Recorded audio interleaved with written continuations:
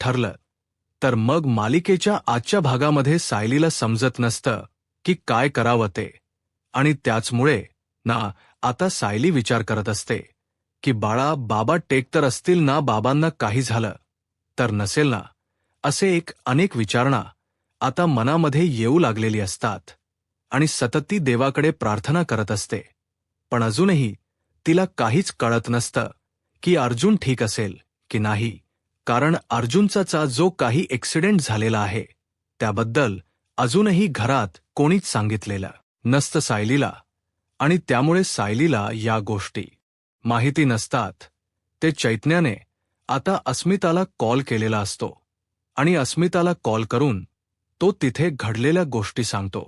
अस्मिताला हे ऐकून धक्का बसतो. अस्मिता विचारते सुद्धा सगळं काही ठीक आहे ना, तर त्यावर चैतन्य म्हणतो की ठीक आहे. पण तेव्हाच ना अस्मिता चैतन्याला म्हणत असते की मला आता अर्जुनची काळजी वाटते, आम्ही एक काम करतो, आम्ही येतो तिथे. पण आता चैतन्य म्हणत असतो की प्लीज नको, सगळी जण येऊ नका सायली, वहिनीला संशय येईल. सायली, बहिणीला संशय आलेला चालणार नाहीये, कारण सायली वहिनीच्या जीवावर बेतू शकतो. या सगळ्या काही गोष्टी तुम्हाला तर माहितीच आहे ना. आपल्याला सायली बहिणीला जपा पायला हो, हे देखील चैतन्य आता बोलत असतो. चैतन्य जेव्हा या सगळ्या काही गोष्टी बोलतो तेव्हा मात्र आता खूप मोठा धक्का जो आहे तो आता बसलेला असतो. पण तेव्हाच ना इकडे आता अस्मिता बोलत असते की बरं ठीक आहे, आम्ही आमच्यापर्यंत येतो, कसं करायचं ते. मग तेव्हापासनं चैतन्याला खूप जास्त टेन्शन आलेलं असतं, कारण अर्जुनची ही अवस्था या सगळ्या काही गोष्टी बघून अर्जुनला 10 वेळा सांगितलेलं होतं समजून, पण अर्जुन काही ऐकला नव्हता. आणि आता अर्जुन ज्या परिस्थितीत होतात ना, ते सगळं काही मरणाच्या दारात येऊन ठेपलेलं होतं. आणि त्यामुळेच ना आता घरातल्या सगळ्यांनाच असं वाटतं की अर्जुनच्या बाबतीत असं व्हायला नको होतं. पण आता आपल्याला सगळ्यांनाच एकत्र तिथे जाऊन चालणार नाही. सायलीला याबद्दल संशय येऊ शकतो.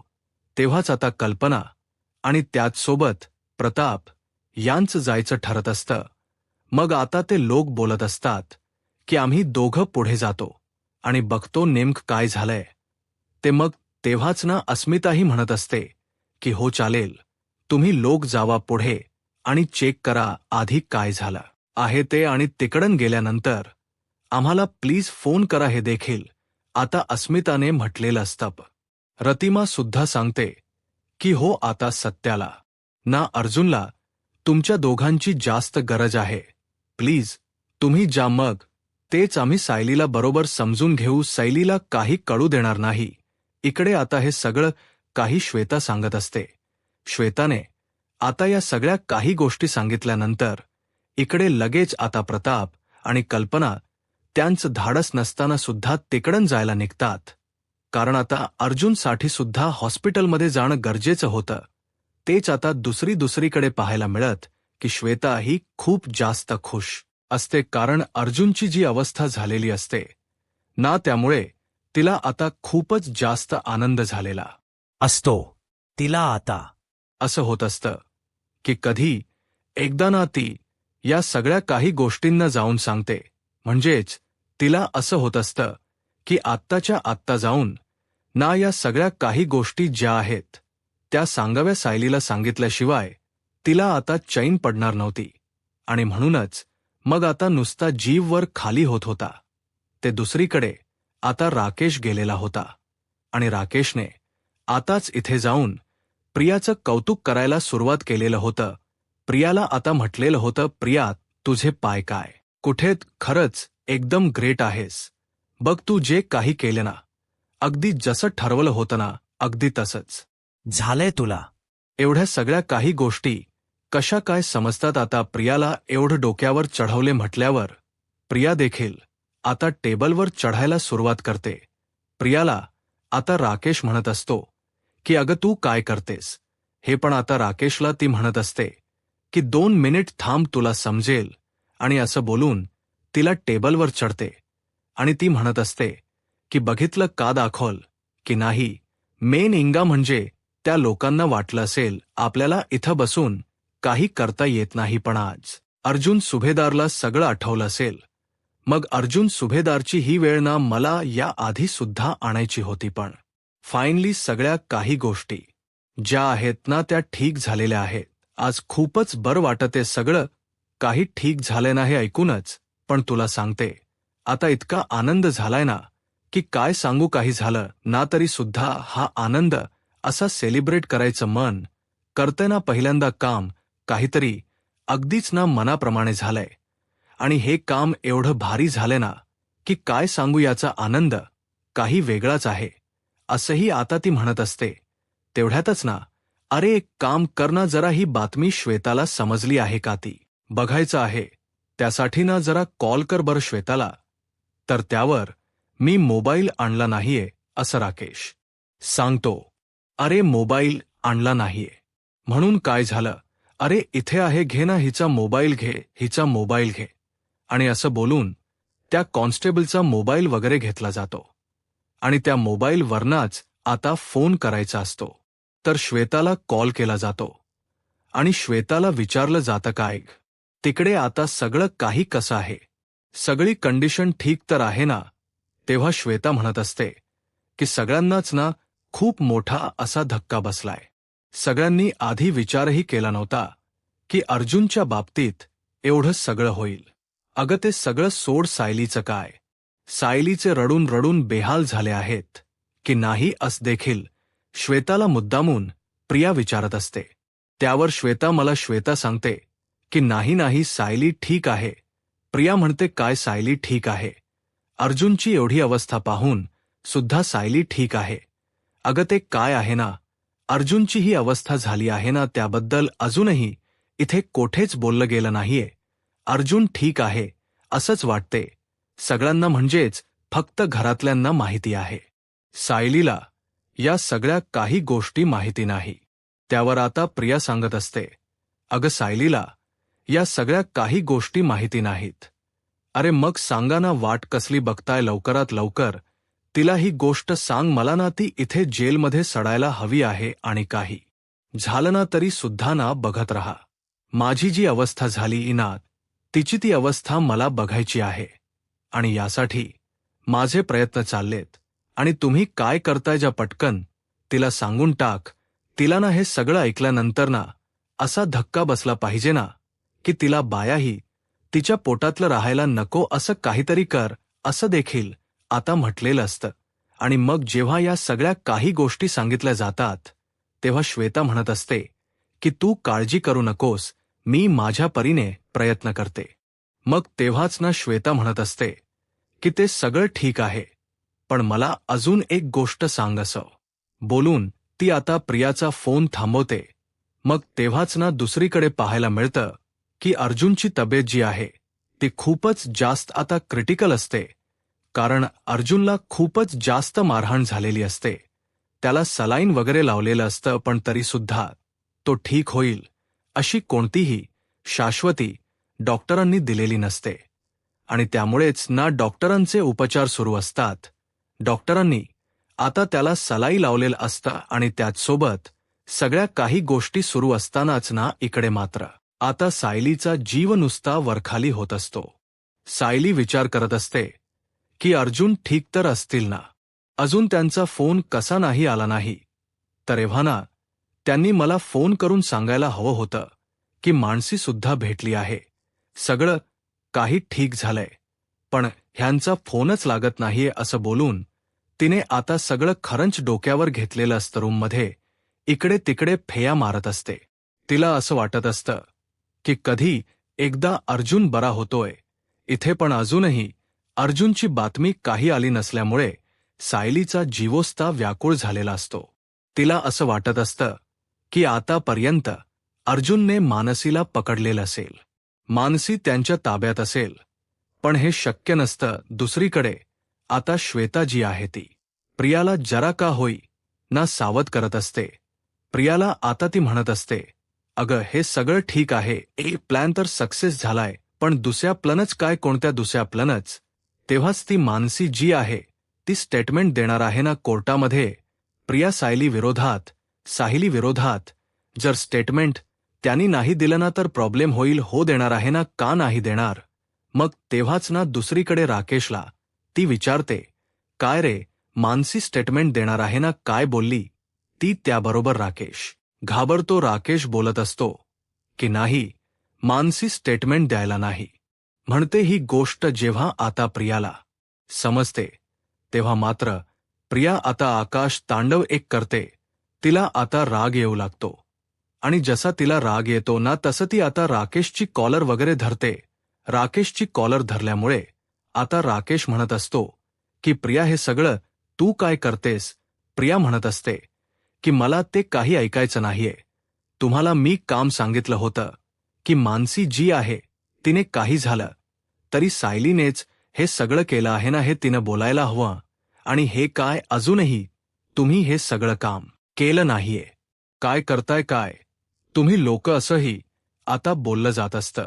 आणि तेव्हाच ना ती म्हणत असते की एवढं सगळं प्लॅनिंग मी कासाठी केलं, कशासाठी केलं. कारण मला ना त्या सायलीला इथे बघायचंय या जेलमध्ये, आणि तुम्ही अजूनही योग्य काम केलं नाहीये. जर त्या माणसीने स्टेटमेंट दिलंच नाही योग्य तर होणार ती सायली या जेलमध्ये कशी चढणार. काही गोष्टी कळतायत का तुम्हाला डोक्याने. जरा विचार करा आणि या सगळ्या गोष्टींचा जरा विचार करून बघ. काही झालं ना तरी सुद्धा सायली या जेलमध्ये यायला हवी. मग आता तो सांगतो राकेश की अजून एक प्रॉब्लेम झाला आहे. काय झाला आता, अजून एक प्रॉब्लेम. मग आता अजून एक प्रॉब्लेम हा झाला आहे की जो अण्णांचा माणूस होता ना तो सुद्धा पकडला गेलाय. काय, तो सुद्धा पकडला गेलाय. अरे हे सगळं तू मला आत्ता सांगतोय, केव्हापासून मी वाट बघते या सगळ्याची. आणि या सगळ्या काही गोष्टी तू आता सांगतोयस मला. हो आता सांगतोय, पण नको काळजी करू, सगळं काही ठीक होईल. त्या मानसीला स्टेटमेंट द्यायला सांगायचं आहे ना, ते आम्ही द्यायला सांगू. मग तर झालं. हो ठीक आहे, चालेल. आणि मग आता स्टेटमेंट द्यायला सांगितलेलं आहे तिला म्हटल्यावर इकडे मात्र तरी सुद्धा ना इथे जी प्रिया असते ती मात्र राकेशवर आवाज चढवत असते. तेच दुसरीकडे आता सायलीला अस्वस्थ वाटत असतं. सायलीला असं होत असतं की आपलं बाळ सुद्धा आपल्याला काही संकेत का देत नाहीये. आणि याच गोष्टींचा ती आता विचार करत असते. ती बाळाशी गप्पा मारत असताना ती बाळाला म्हणत असते की आधी तर तुला सगळं काही ठीक वाटत होतं, मग आता काय झालंय सांग ना. सगळ्या काही गोष्टी ठीक तर आहेत ना, प्रॉब्लेम नाही ना झाला काही, असंही आता विचारलं जातं. तेच आता दुसरीकडे इथे जी आहे ती प्रिया मात्र आता राकेशला म्हणत असते की मला ते काही माहीत नाही. काम हे बरोबर झालं पाहिजे, परफेक्ट झालं पाहिजे, बाकी मला कोणत्याही गोष्टी माहीत नाही, हेही आता म्हटलं जातं. मग ती वाच ना. हो कळते ना, कळते. सगळ्या काही गोष्टी ना होतील. मी आणि सचिन प्रयत्न करतोय, प्रयत्न नाही. मला हे ऐकायचंच नाहीये. जे काही पॉझिटिव्ह उत्तर आहे ना ते अपेक्षित आहे. मला तुझ्याकडून समजलं का काही झालं ना तरी सुद्धा मला ना राकेश इथे हवं आहे बस. मला बाकी की काही माहीत नाही. कळलं हो, कळत्या गोष्टी. मग आता राकेशला तिने एवढ्या सगळ्या काही गोष्टी सांगितल्यानंतर प्रिया आता ना जोरजोरात आवाज करत असते.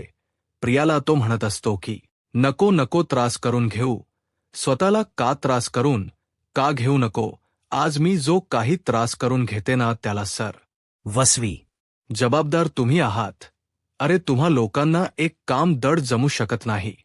अरे मी इथे असताना एवढं सगळं फुल प्रूफ प्लॅन करून तुम्हाला सांगते आणि तुम्ही जे आहात ते एक कामही नीट करत नाहीये. म्हणजे कमाल झाली ना तुमच्या लोकांची. हे सगळं काही चुकीचं करताय तुम्ही लोक. तुम्हाला ह्या गोष्टी माहिती हव्या होत्या कशा करायच्यात मॅनेज, त्या तुम्हाला जमतच नाहीयेत का. मग आता मलाच माझ्या परीन काहीतरी करावं लागेल. असं कसं चालणार आहे. नाही काही झालं तरी सुद्धा मला ना सायली इथे हवी आहे, बाकी मी तुझं काही ऐकणार नाहीये असंही आता म्हटलं जातं. टेप्स ना तिने आता राकेशची कॉलर वगैरे धरलेली असते. या सगळ्या प्रकरणामध्ये फोन तर चालूच असतो. श्वेता म्हणत असते की अरे तुमच्या लोकांचं काय चाललंय, माझा फोन चालू आहे. अग प्रिया जरा शांत हो, घर करतील. आणि सचिन आणि राकेश काहीतरी. आणि इकडची जबाबदारी तू माझ्यावर सोड असे तिने म्हटलेलं असतं. दुसरीकडे मात्र आता चैतन्य जो आहे तो अश्विनकडे येतो. चैतन्य अश्विनकडे येऊन अश्विनला विचारतो की सगळं काही ठीक तर आहे ना? अर्जुन बरा होईल ना? सांग ना प्लीज. मला डॉक्टरांकडून हे सगळं अपेक्षित आहे, पण तू मला सांगशील. सांग ना, अर्जुनला काही होता कामा नये. कारण अर्जुन हा माझा भाऊ आहे आणि माझ्या भावाला काही झालेलं ना मला त्रास होणार आहे. कारण अर्जुनसाठी आतापर्यंत मला भरपूर काही गोष्टी करायच्या आहेत आणि माझ्यासाठी त्याने काही केले ना ते मी कधी विसरू शकत नाही. त्याच्याशिवाय माझं कोणी सुद्धा नाहीये असं बोलून चैतन्य रडत असतो. चैतन्याला आता अश्विनने घट्ट मिठी मारलेली असते. कारण त्याला सुद्धा कळत असतं की काही झालं तरी सुद्धा ना या सगळ्या काही गोष्टी खूप जास्त भयंकर अशा आहेत आणि त्यामुळेच ना थोडं टेन्शन येतं. तेवढ्यातच आता कल्पना आणि प्रताप देखील तिथे येऊन पोहोचतात. कल्पना प्रताप जसे इथे येतात ना तसं मात्र आता कल्पना प्रताप यांना म्हटलं जातं की आई बाबा, आणि असं बोलून आता अश्विन मिठी मारू लागतो. अश्विन बोलत असतो की आई बाबा, मी तुम्हाला सांगू का नाही, मला नाचा काहीच भरोसा वाटत नाहीये. तू असं का बोलतोयस? प्लीज असं बोलू नकोस असं बोललं जातं. तेव्हाच ना कल्पना आणि प्रताप त्या काचेतना अर्जुनला पाहतात. अर्जुनाला जेव्हा त्या काचेतन ते पाहतात ना तेव्हा मात्र आता कल्पना खूप जास्त रडू लागते. कारण तिने ह्या अशा अवस्थेत ना कधीही पाहिलेलं नव्हतं आणि आता या सगळ्या काही गोष्टी बघून ना तिला तर धक्काच बसतो. दुसरीकडे महिप्तने आता चांगलीच कानाखाली वाजवलेली असते इथे असणाऱ्या या सचिनच्या. कारण सचिनमुळे ना आता त्याला कळत असतं की आपल्याला भरपूर काही गोष्टी ज्या आहेत ना त्या सहन कराव्या लागणार आहेत. मग आता तो त्याला समजवायचा, त्याला शांत करायचं बघत असतो, पण काही केल्याना आता या सगळ्या काही गोष्टींना तो शांत व्हायला तयार नसतो. सचिनला आता इथे मात्र सांगितलं जात असतं की तुला माहीत नाहीये, पण तुला म्हणून सांगतो की या सगळ्या काही गोष्टी ज्या आहेत ना त्या सगळ्या माझ्या अंगावर येणार आहेत. अरे तो माझा माणूस पकडला गेलाय. त्या माणसानं जर माझं नाव घेतलं ना तर ही लोकसखी जण ना माझ्याकडे येतील आणि माझ्याकडे कोणी आलं ना तर मी सरळ सांगणार आहे, या सगळ्या गोष्टी मला विचारू नका. जे काही विचारायचं आहे ना ते सगळं जाऊन आहे ना त्या ह्याला विचारा, पण मला जर विचारायला आले ना तर मी सरळ सांगणार आहे की हे सगळं जे काही आहे ते तुम्हीच लोकांनी केले. मला ना विनाकारण यात अडकवू नका. कारण ऑलरेडी ना त्यांचा संशय आहे ना माझ्यावरच असणार आहे आणि त्यातच तुम्ही हे जे काही करताय ना ते चुकीचं करताय, लक्षात असू द्या. असंही आता बोललं जात असतं. आणि मग जेव्हा या सगळ्या काही गोष्टी बोलल्या जातात ना तेव्हा मात्र आता सचिन घाबरलेला असतो. सचिन म्हणत असतो, नका काळजी करू, तुमच्याबद्दल काही बोललं जाणार नाहीये. मग तर झालं. हो, मला तीच अपेक्षा आहे. माझ्याबद्दल ना काही बोललं गेलं नाही पाहिजे. जर माझं नाव घेतलं गेलं तर बघा, ते दुसरीकडे अस्मिता खूप जास्त रडत असते. अस्मिताला करमत नसतं. अस्मिता म्हणत असते की तिकडे सगळं ठीक तर असेल ना, काही झालं तर नसेल ना, असे एक अनेक विचार ना डोक्यामध्ये येऊ लागलेले असतात. त्यामुळे अस्मिता खूप जास्त अशी रडत असते. तेच आता येथे प्रतिमाही सांगत असते की आपल्या अर्जुनच्याच बाबतीत हे असं सगळं कसं काय होऊ शकतं. कारण आपला बिचारा अर्जुन जो आहे तो खरंच ना किती वेगळा आहे ना. म्हणजे अर्जुनच्या बाबतीत ना या सगळ्या काही गोष्टी होत आहेत त्या सगळ्या सरासर चुकीच्या आहेत. मला तर याचा खूप मोठा त्रास होतोय. नाही व्हायला पाहिजे होत हे सगळं काही. कारण अर्जुनने आपल्यासाठी बयाच काही गोष्टी केलेल्या आहेत आणि अर्जुनच्या बाबतीत हे सगळं होते ना त्यामुळे वाईट वाटते. नाही व्हायला पाहिजे होतं असंही आता बोललं जात असतं. तेव्हाच ना खूप जास्त त्रास होत असतो. इकडे आता सगळ्यांनाच मग श्वेताही म्हणत असते की तुमचं बरोबर आहे. अर्जुन दादाने आतापर्यंत मी पाहिले ना कोणाचंही काहीच वाईट केलं नाही. एवढे सगळे अर्जुन दादा आपले चांगले आहेत, तरी सुद्धा अर्जुन दादांवर आज ही वेळ आलेली आहे. पण नका काळजी करू. आता श्वेताने हा विषय मुद्दामून ताणून धरलेला असतो, कारण तिला समोर येताना सायली दिसत असते. पण या दोघींना सायली काही दिसत नसते. तेच आता श्वेता म्हणत असते की अर्जुन सरांचा आपल्याला एव्हाना फोन यायला हवा होता. त्यापेक्षा आपण एक काम करूया, चैतन्य दादांना कॉल करून बघूया. चैतन्य करना, आपल्याला सगळी माहिती मिळेल. मग आता दुसरीकडे नाही राहते मला. चैतन्याला फोन करायला हवा नाही. मी काम करते, अश्विनलाच कॉल करते आणि अश्विनला विचारते. तोपर्यंत सायलीने या गोष्टी ऐकलेल्या असतात.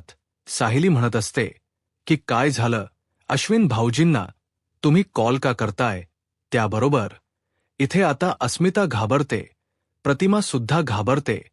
कारण सायलीला काय उत्तर द्यायची कारण सांगितलेलं असतं की सायलीला काही सांगायचं नाही आहे, कारण सायलीच्या बाळाच्या जीवावर भेटू शकतं चालीला. या सगळ्याचा धक्का बसू शकतो. या गोष्टी माहिती होत्या.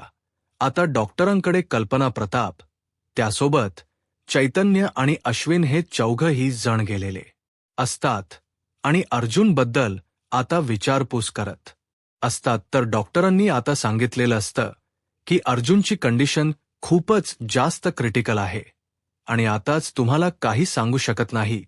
त्यांच्या मणक्यामध्ये खूप जास्त आता गॅप झालेला आहे, त्यामुळे मणक्याच ऑपरेशन तर आपल्याला करावं लागणार आहे. मग आता या सगळ्यामध्ये काय होणार आहे?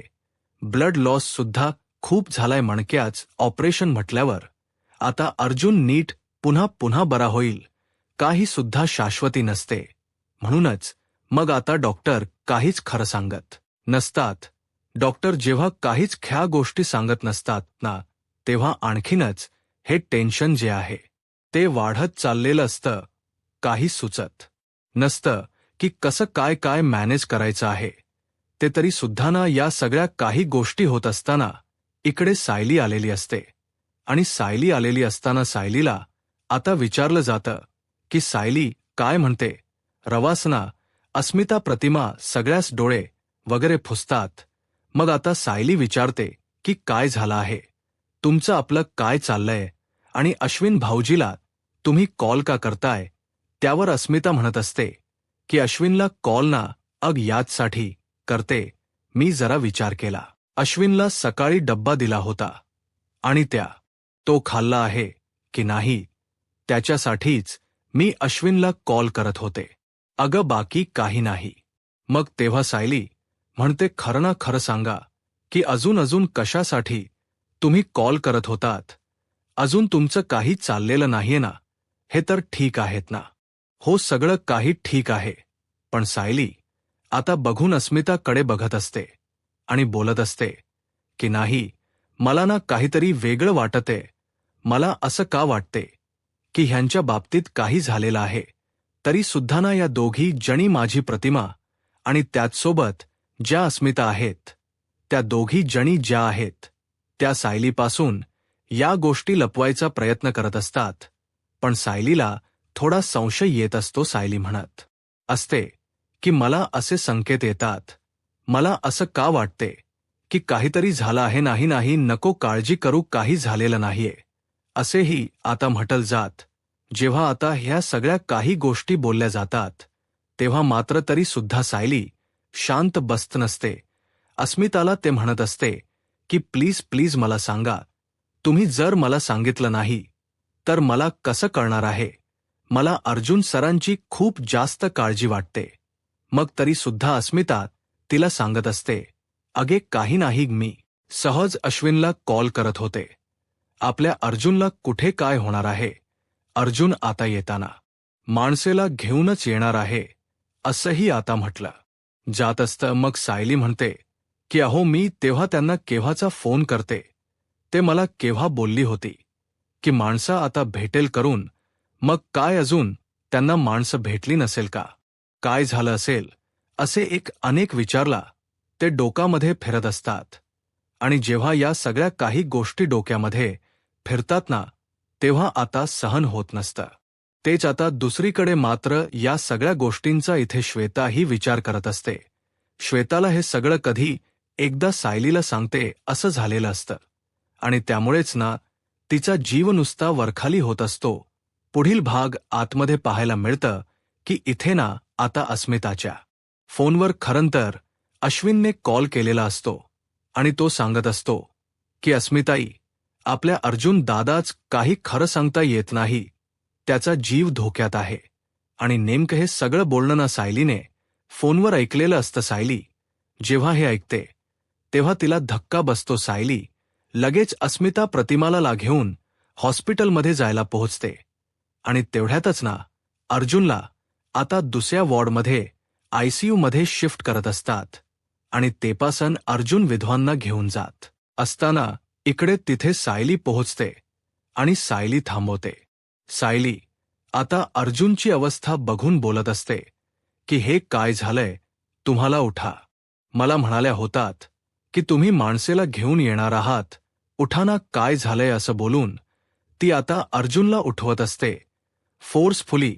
पण अर्जुन काही उठत नसतो. म्हणूनच आता सगळ्यांना धक्का बसतो आणि सगळी जण सायलीला सावरत असतात.